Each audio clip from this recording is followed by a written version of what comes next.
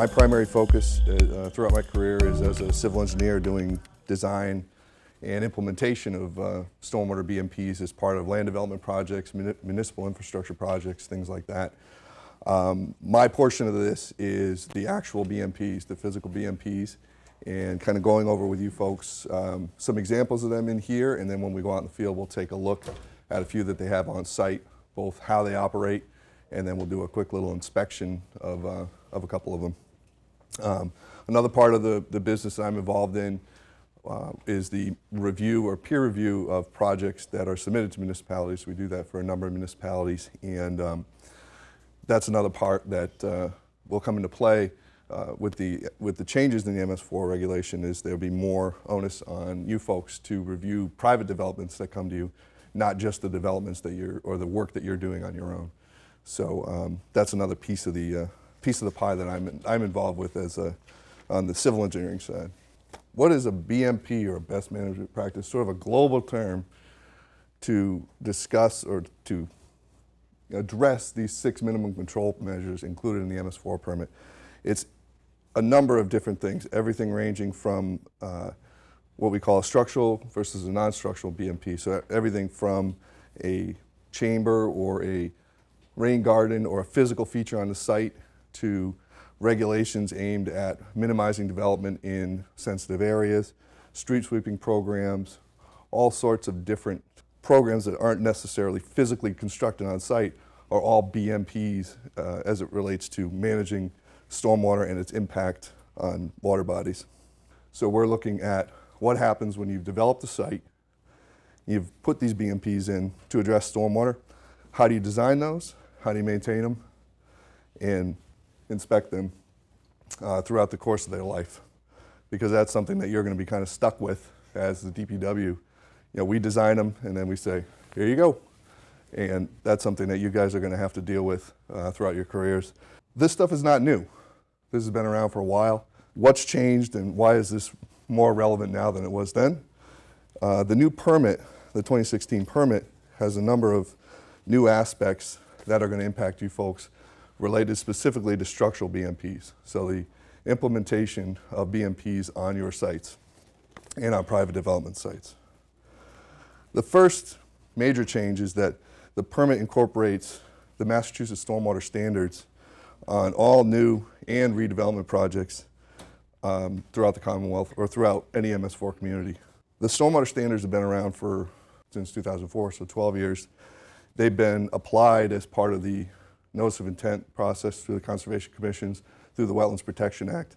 Again, not a new thing, but the breadth of how they're being applied, they will now apply to projects that they weren't previously applied to. So that's something that's going to be yours to contend with, both on the design side when you're implementing your own projects and on the review side when you're reviewing private development projects. The new permit also requires the consideration of LID, or lower impact development design philosophies, not only on specific projects, but on a global sense in terms of reviewing regulations and bylaws within the town to encourage that, not only on town projects, but on private developments. The permit requires long-term O&M plans and agreements for both municipal and private developments. So there's a whole level of accountability in terms of the what do we do after it's built side of the stormwater BMPs. So that's something that has been coming for a while. You know, there was the start of it where we said, well, we need to put these BMPs in to address stormwater. So we started putting them in, and then we said, well, what happens to them 5 years down the road, 10 years down the road, as their performance degrades because they're not being maintained? Well, how do we get some accountability there? And the permit focuses on that. Along those lines, the permit also requires the review of public improvement standards and parking regulations, things like that, for the physical design of projects, sort of a merger of LID, which I'll talk about in a later slide, where looking at the overall rules for development in your communities and how that applies to, say, a site design. You know, can we narrow up drive aisles? Can we narrow up roadways? Can we reduce parking? Can we have overflow parking that's pervious pavement, things like that? And then probably most dear to your hearts as DPW folks, is that the permit specifically requires municipalities to review 5 sites of their own for retrofit of stormwater BMPs. And then the last piece of that is the implementation of one of them before the 5-year mark. So that's somewhere where it's going to directly impact you and your team. So when you're looking at the design and construction considerations for a BMP, you kind of have 2 pieces of it. You have the regulatory side of it, what are you trying to accomplish? And then you have the design side, what are you dealing with as far as the site goes. The first piece of this for the regulatory requirements and kind of what's changed as far as MS4 specific requirements are a lot of these site-specific TMDL and the phosphorus, nitrogen removal, specific areas that are targeted. There's a whole appendix in the new permit that deals with impaired water bodies and specific removal requirements for phosphorus and nitrogen and other contaminants that you'll have to focus on and really deal with specifically, and that's going to change from town to town and even within towns depending on what the receiving water bodies are. It does bring into the picture the Massachusetts Stormwater Handbook on all projects in your municipality. One of the biggest changes is on the redevelopment side. Traditionally, redevelopment projects, you would look at a redevelopment project and say, hey, it's a redevelopment project, we're going to do as good as we can. We'll manage peak flows, we'll try to improve things, but it's a redevelopment, so it's already there, so we're just going to do the minimum.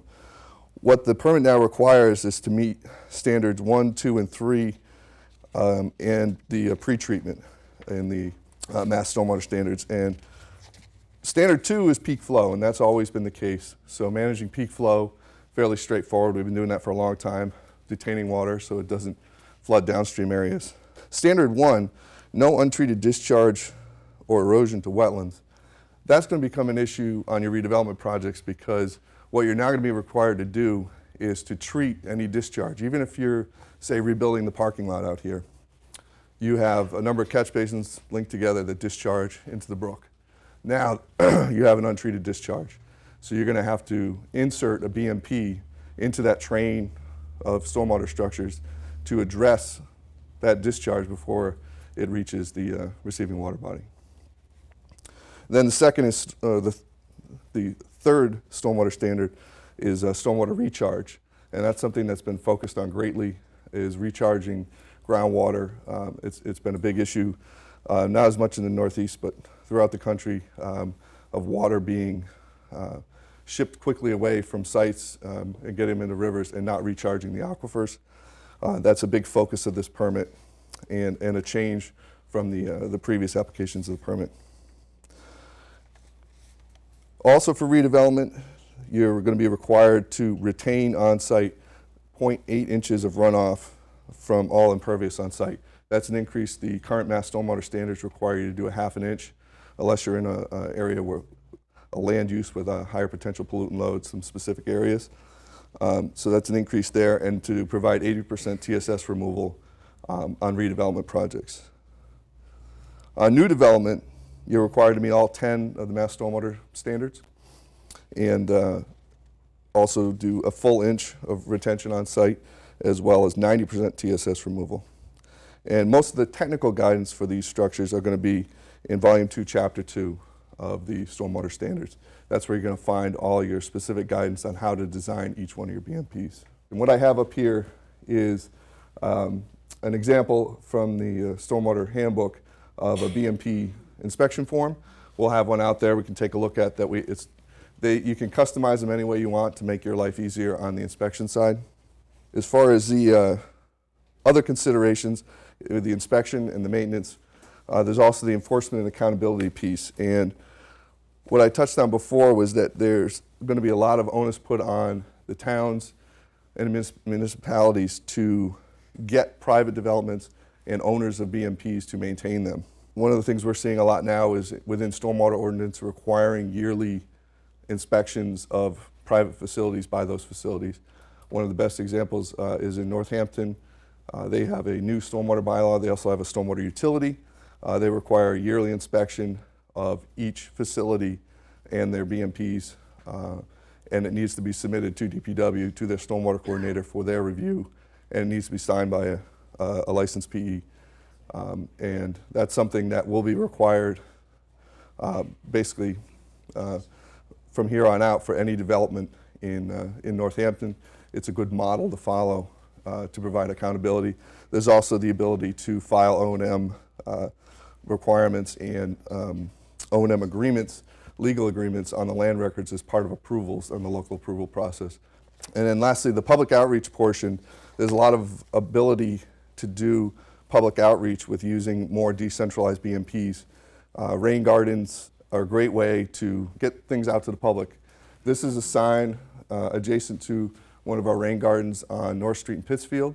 It's, actually we have a better photo of the actual rain garden right here. So there's a series of rain gardens right in downtown in a very busy area that take street runoff directly. They decided to really make a go as far as public outreach. They have all the signs put up. They have a lot of, they had pamphlets sent out, a lot of public outreach. They also partnered with a local gardening group to help maintain these, which is something I highly recommend for you folks. There's a lot of unique maintenance when you get into using rain gardens, things that are a little non-traditional, where you can partner with different civic groups within your communities to help maintain these things in a way that's kind of mutually beneficial. They keep them looking nice and keep them free of debris and things like that, and they keep doing their job cleaning stormwater. I'll touch on lower impact development for about 30 seconds. This is something that obviously you could get into LID and talk about probably for a whole 4-hour seminar. The idea is to globally reduce impervious coverage and decentralize stormwater management on sites, and to look at sites not just, hey, we got this site all laid out and designed, now we got to throw some stormwater in there and make it work. What you want to do is start at the conceptual design process and lay things out in a way where you can incorporate stormwater management at each piece of your project. This is a small little LID development we did actually in Northampton. There's rain gardens along the interior. There's infiltration units for the roof runoff from each one of those homes on each individual house. It's also a narrow street, narrow one-way street on the loop, and with parking available only in select areas for visitors to the facility. So what we did was took normal design standards, which I think were 26 feet. We narrowed it down to 20 feet and then 16 feet around, opening up on the corners so you can fit a fire truck and a moving truck through. Those are the kind of things where if you start shrinking, pulling pieces in here and there, you can make a big impact on an overall sense when you pull back a little parking here, a little parking there. And then lastly, we have a photo of an island in the middle of a cul-de-sac. Cul-de-sacs are kind of a pet peeve of mine, except when I was really young and we had a 150-foot circle to play kickball in. Other than that, now that I'm an adult, that's just a huge sea of pavement that you guys, it creates stormwater. You guys have to maintain and repave. This particular island's about almost 4,000 square feet of landscaped area that is not pavement.